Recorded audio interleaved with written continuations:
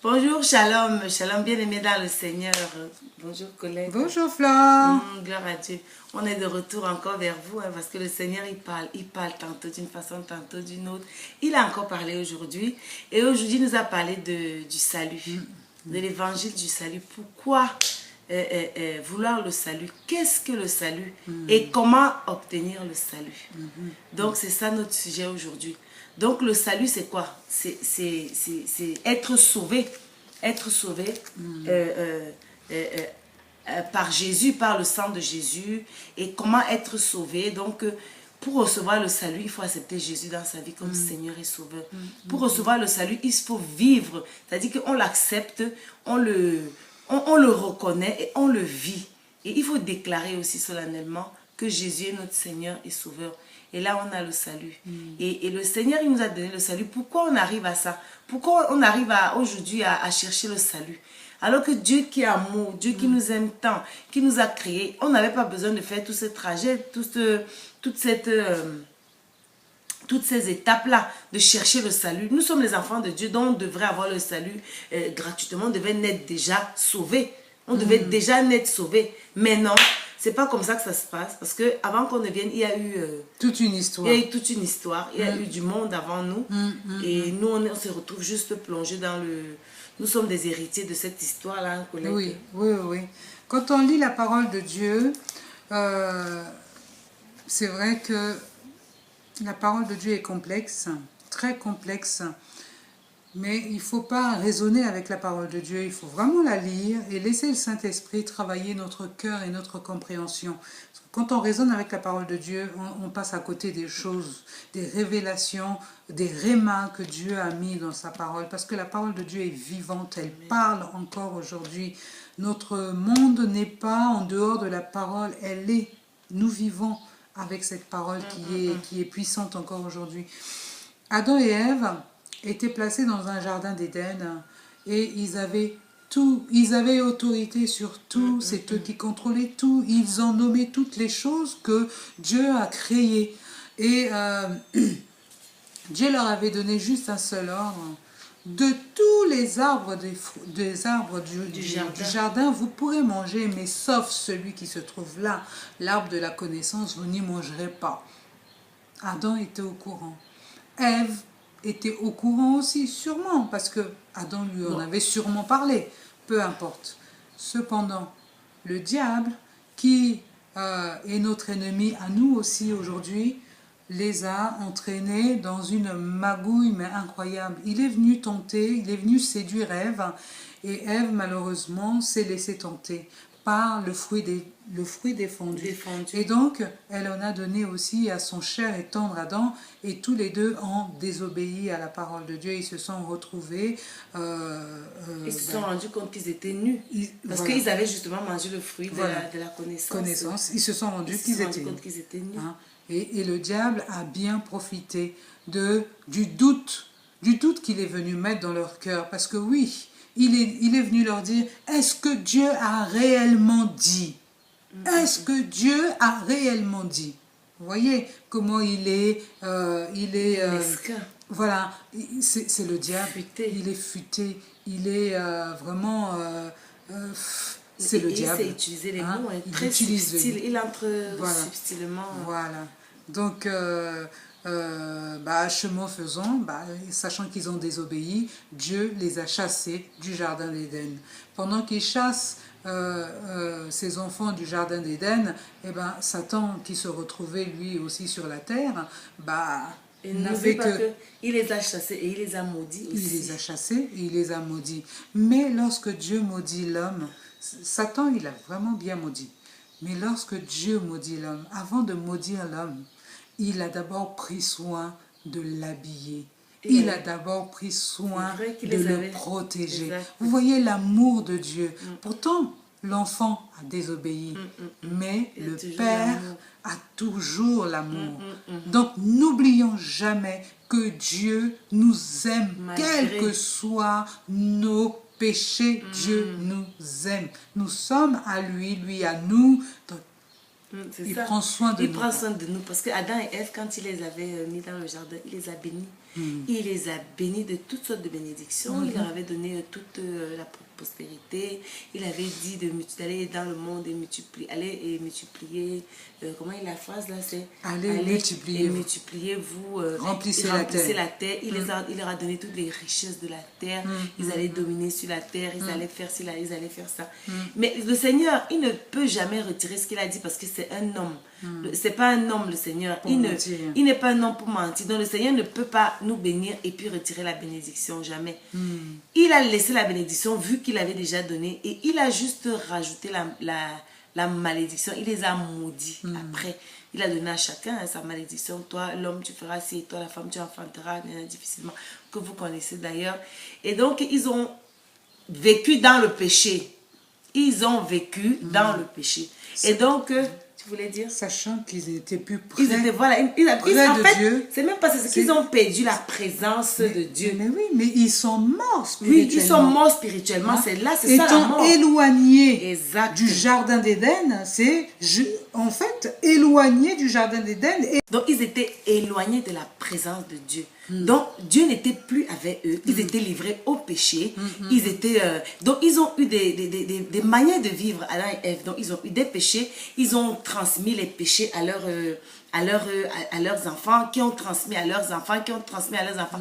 Donc, en fait, on est resté dans le péché jusqu'à aujourd'hui. C'est le péché. On vit toujours le péché d'Adam et Ève jusqu'à aujourd'hui. Donc, les vaines manières de vivre de nos parents, nous sommes des héritiers, nous sommes ces héritiers-là, les vaines manières de vivre de nos parents. Donc, on marche selon eux.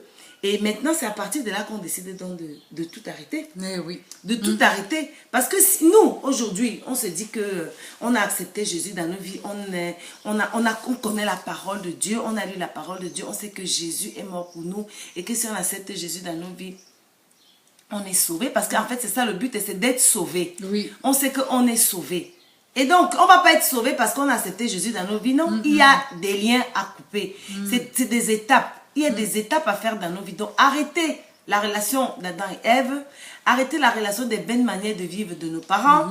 Et puis, arrêtez nous-mêmes nos sales manières de vivre. Voilà, et là, on peut maintenant dire ouvertement, donc, accepter Jésus dans nos vies ouvertement et le dire, Seigneur, aujourd'hui, je t'accepte.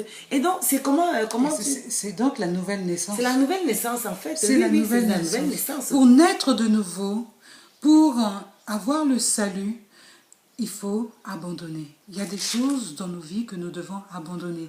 Mais on ne peut pas abandonner ce que je ne sais pas. Si je ne sais pas que je suis pécheur et que c'est à cause, non pas que j'ai péché, moi, Colette, j'ai péché, mais nous sommes pécheurs. Parce que nous venons d'une personne qui était pécheresse.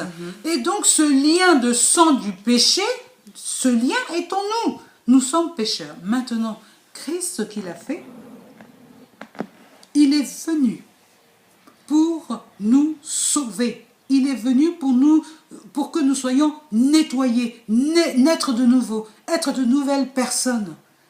C'est ça ce qui s'est passé sur la croix de Golgotha. C'est que, voilà, vous êtes pécheurs, on le sait. Vous avez péché, vous avez désobéi, ok. Mais ce n'est pas la finalité. Voilà la finalité. Christ est venu donner la finalité. Acceptez-moi en tant que votre maître et sauveur et prenez conscience que je suis mort pour vous, que j'ai été ressuscité, que maintenant je vis éternellement, que vous vivez en moi par le Saint-Esprit. Voilà, vous êtes sauvés. Vous êtes sauvés.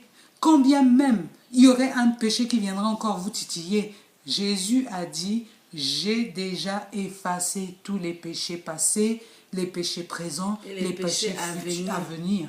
Donc, mes amis, quand on dit ça, ça ne veut pas dire que je vais pécher parce que Jésus a déjà sauvé. Oh, non, non. Ça veut dire que Christ sait, parce qu'il a vécu dans ce monde, il sait les tracas et avec qui nous vivons dans ce monde.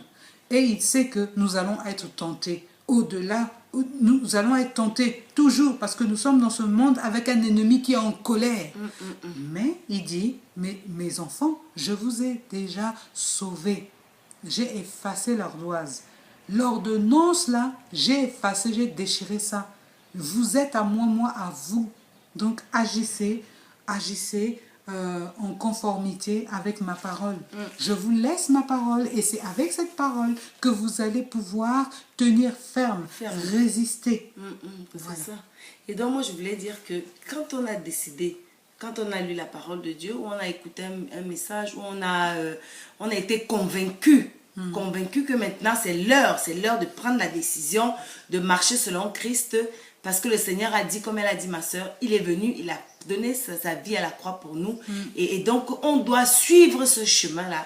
Quand on a pris conscience de ça, on doit donc couper les liens dont je disais tout à l'heure, couper les liens, c'est-à-dire que les liens qu'on a avec Adam et Ève, donc on appelle ça les péchés adamiques, les liens qu'on avait Adam et Ève, on doit renoncer à ces péchés, on doit renoncer aux péchés hérités des vaines manières de vivre de nos parents, parce qu'on les garde, hein. Il y a des coutumes encore dans des familles, des gens qui sont attachés à leurs coutumes, parce que dans notre famille on fait on fait ça. Il y a des gens qui sont attachés à ça, c'est des vaines manières de vivre de nos parents.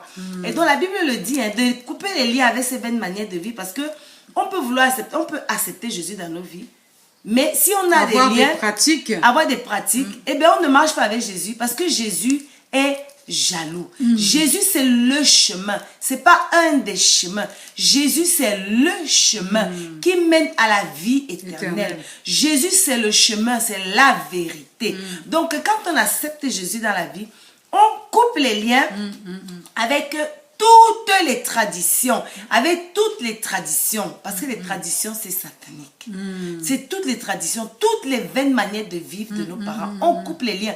Et couper les liens, l'ennemi est autour de nous, hein, il nous écoute. Couper les liens, c'est prendre des décisions fermes. C'est décider qu'à partir d'aujourd'hui, moi en tant que Flore, en tant qu'enfant de Dieu, en tant que temple du Christ, en tant que la fille, la prunelle des yeux de Dieu, je connais mon identité. Jésus m'a sauvé, il m'a lavé de tous mes péchés. Aujourd'hui, Christ vit en moi et moi en lui. Je suis co-héritière du royaume. Je suis héritière du royaume. Donc Christ m'a donné ses pouvoirs. Aujourd'hui, je prends la décision de couper tous les liens avec ma famille, avec tout ce qui ne loue pas l'éternel de ma famille, avec tout ce que ma famille ne fait pas qui plaît à Dieu, avec tout ce que Adam et Ève avaient fait, tout le passé, je coupe les liens aujourd'hui et je me trempe dans le sang de Jésus qui a coulé pour moi. Amen. Je suis une nouvelle créature. C'est ça la nouvelle naissance.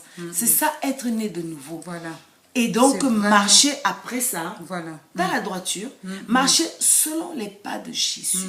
C'est là qu'on reconnaît donc un vrai chrétien, on reconnaît. Mais le salut là, c'est là qu'on le récupère. Naître de nouveau, je le proclame. Je le proclame à haute et intelligible voix. Naître de nouveau. Christ, quand il est venu, l'eau, nous sommes de nouveau quand nous plongeons dans les eaux du baptême et que nous ressortons, nous sommes une nouvelle créature. C'est-à-dire cet acte de plonger dans l'eau. C'est de mourir. Par immersion. C'est de mourir avec Jésus. Je fais mourir ma chair, mon vieil homme, tout ce qui faisait que je sois attaché aux coutumes, aux vaines manières de vivre de mes parents. J'engloutis ça avec Christ. J'enterre ça comme Christ est mort.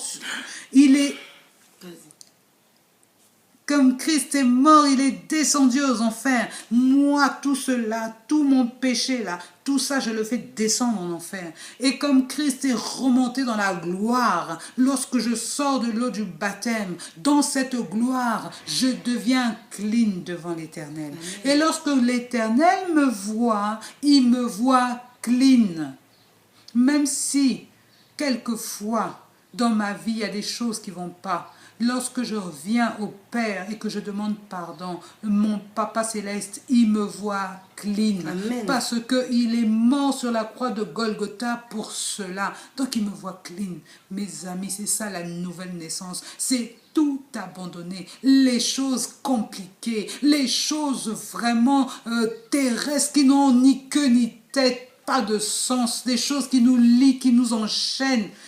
C'est ça, quand on décide d'abandonner toutes ces choses-là, qu'on accepte Christ dans notre vie,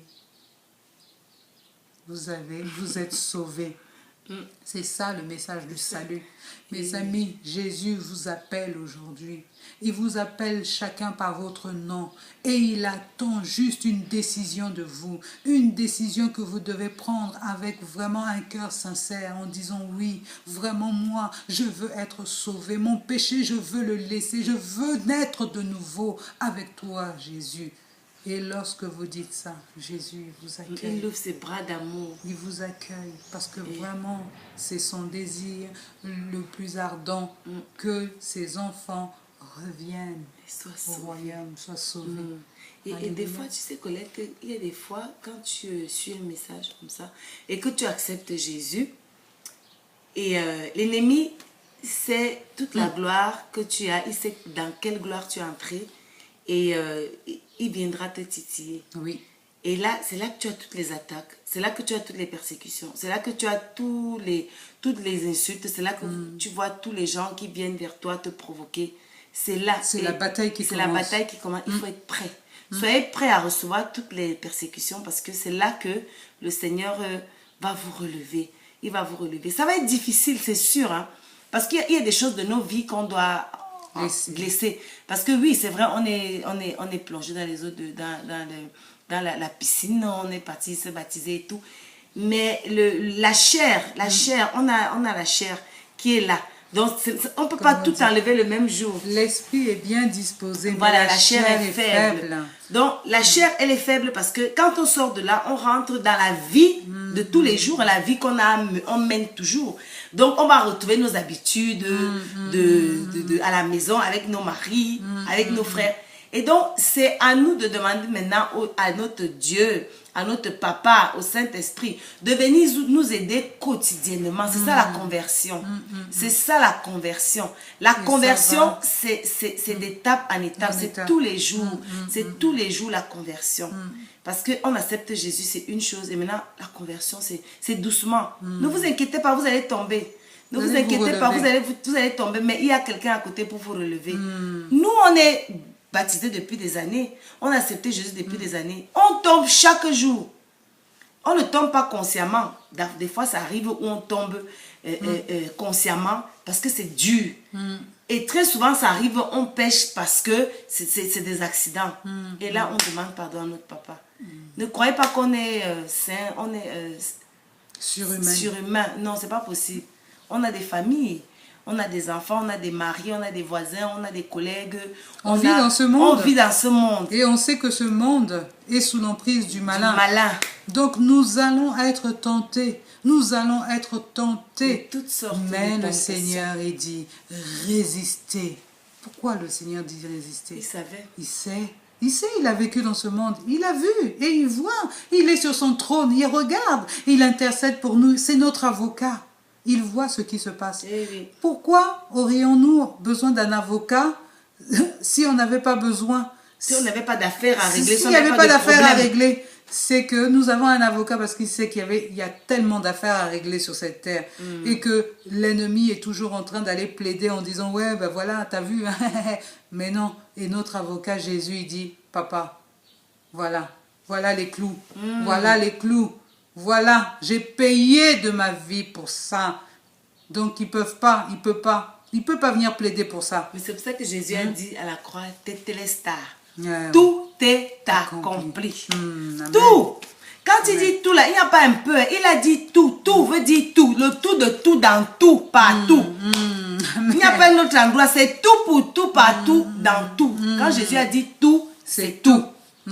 Avec Jésus, c'est tout. Donc, quand on donne nos vies à Jésus, ce n'est pas pour rien.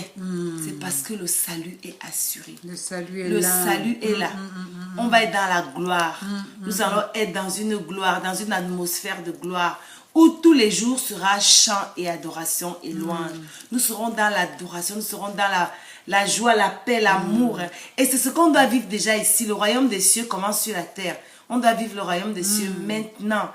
Il y a un chant qui dit, il n'y a plus de condamnation. Il n'y a plus de condamnation. Plus de condamnation. Jésus-Christ a payé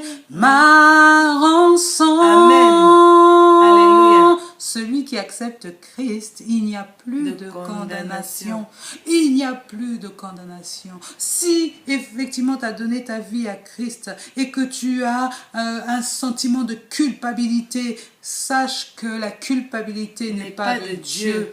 Alors, si tu as,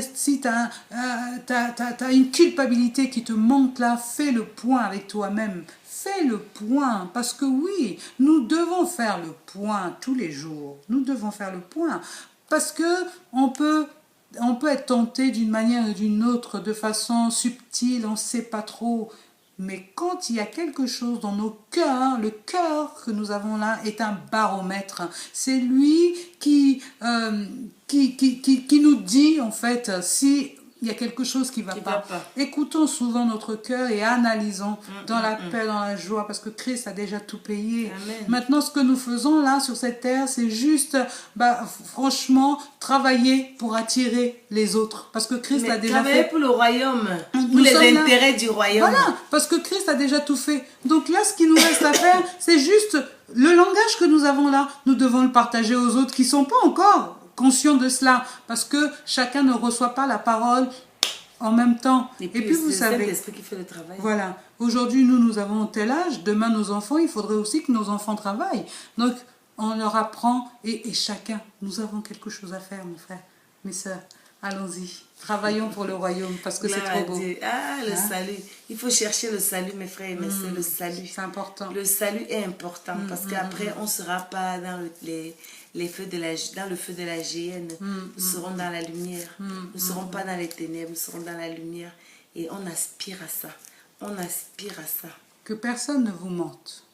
C'est pas parce que vous avez péché que vous allez aller dans les feux de la géhenne. Non. Si tu as été sauvé par Christ et que tu restes ferme, tu t'attaches à Christ, tu es sauvé. Maintenant, il y a quelque chose que j'aimerais dire. C'est veille. Veille, parce que nous ne savons pas quand Christ viendra nous récupérer. Qu'il ne nous retrouve pas en train de pécher le jour où il descendra. Parce que là, effectivement, tu auras mal choisi ton temps. Donc, tu as péché, tu es lavé. Sois dans la gloire. Sois dans la gloire parce que Christ t'a sauvé. Mais veille. Veille parce que le temps, personne ne connaît le temps. Que personne ne vienne nous trouver en train de pécher. Que Christ ne vienne pas nous trouver en train de pécher pendant qu'il vient. Parce que s'il nous trouve en train de pécher, nous avons raté. Amen. Voilà. Nul ne connaît ni l'heure ni l'endroit. Mais le jour arrive. Eh oui. C'est ce que j'avais à dire. Jésus revient bientôt. Amen. Amen. Et le bientôt, personne ne connaît. Personne ne connaît. Lui seul. On ne peut pas vous donner la date. Nous, on ne connaît pas. Mais ce que l'on sait, que l'on sait, c'est qu'il revient bientôt. Amen. Amen. Soyez bénis, abondamment bénis et recevez le salut, mes frères. Amen. Alléluia.